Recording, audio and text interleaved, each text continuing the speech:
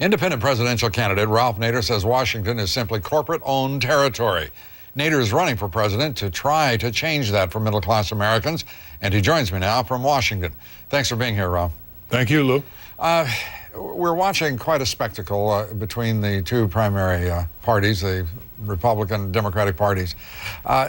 Why is it there's no discussion, in your judgment, of the huge financial mess that we're in real terms, in terms of its cause, and the fact that these two political parties, the Republicans and Democrats, are the reason we're in the mess we're in? Well, you've answered it. First, they're the cause of it. They didn't apply law and order to Wall Street and allowed Wall Street to keep risking, passing off the risk, getting all these executive bonuses, perverse incentives. And second, they don't really intend to do anything about it. Uncle Sam is the final guarantor of corporate capitalism. We don't have capitalism in this country. We have government guaranteed big capitalism, and that's just going to hurt the little guy, the homeowner, the worker, the whole globalization scam. There was a cross charges between Obama and Clinton the other day, and the reality is that the subprime mortgage lenders, the primary ones in this country, donated $1.6 million to Senator Clinton, $1.5 million to Senator Obama, and just a little over $500,000 to Senator McCain. How much money did you get from the subprime mortgage lenders? Zero. We don't take any commercial money.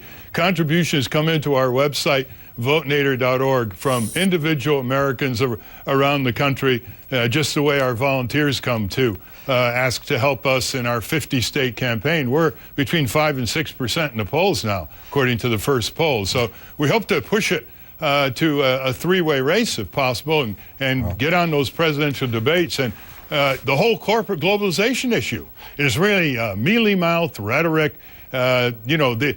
Here's my definition of corporate globalization and NAFTA and the World Trade Organization agreements, which were all secret in terms of tribunals in Geneva.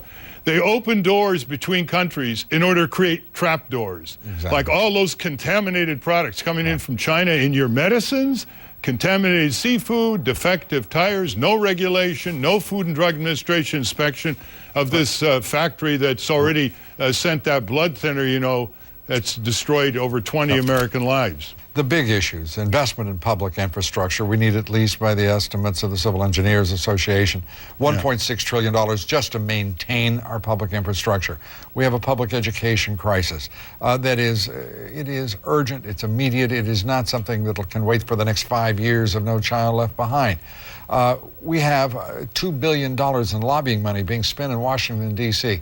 Again, these candidates not addressing those issues with the urgency that a crisis demands, do you think?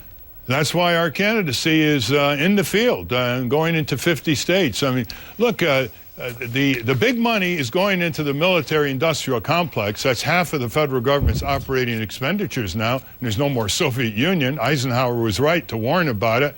And you know what I've never understood? You got all these public works needs that you just mentioned.